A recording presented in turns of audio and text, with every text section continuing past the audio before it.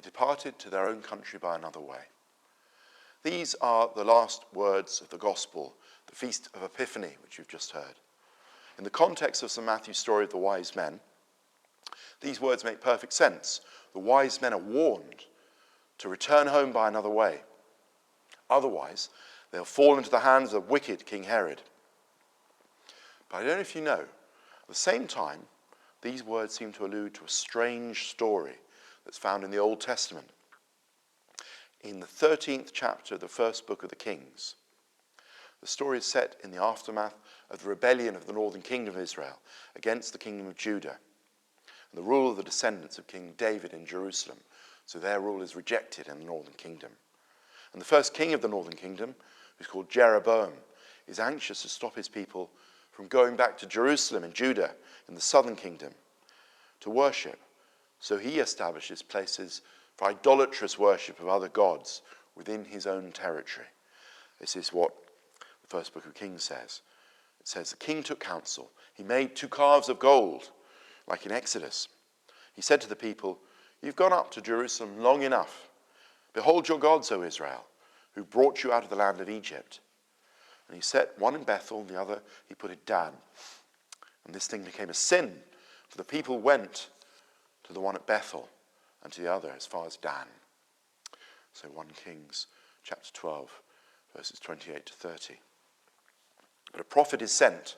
A prophet comes out of Judah to the altar at Bethel. And in the presence of King Jeroboam, he foretells the birth of a son named Josiah to the house of David. And he foretells this king will restore true worship to Israel. And the prophet from Judah is instructed by God not to eat bread or drink water in the place to which he's been sent, and not to return home by the way he came. But I don't know if you know this story, you remember this story. The prophet doesn't follow God's instructions, and he comes to a bad end. What happens to him is a lion is lying in wait on the road home, and he kills him. And the lion kills the prophet, but he doesn't eat him. Seems like the lion, unlike the prophet, only does what God has told him to do and no more. Now this story from the Old Testament, this strange story, points forward to the story of the wise men and to Christ. Both stories have the promise of the birth of a son to the house of David.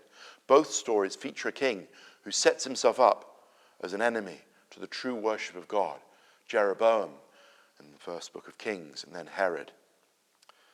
Both of them force their subjects to choose between loyalty to the king and fidelity to the true God. But the main connection between these two stories is that in both stories, the witnesses to God's truth come into a land where the truth is not welcome and where their witness to the truth puts them in danger. The prophet and the wise men are bearers of God's truth. But of course, the principal witness to the truth is Jesus himself. He's born subject to worldly powers that try and kill him almost as soon as he's born. King Herod was furious with the wise men when they didn't come back to tell him where Jesus was so he could kill him as a rival. And you remember he orders the massacre of the innocents, the execution of all male children under 2 of 2 or under, born near Bethlehem, the massacre of the innocents.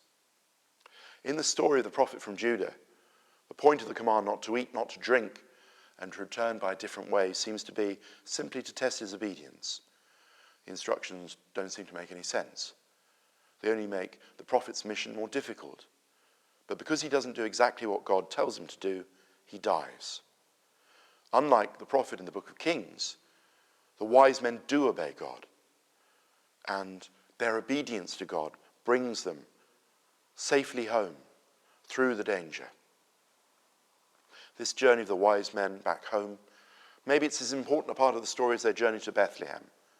Finding the child Jesus is not the end of the story. Christmas is not a happy ending. Christmas isn't the solution to all the problems of the world.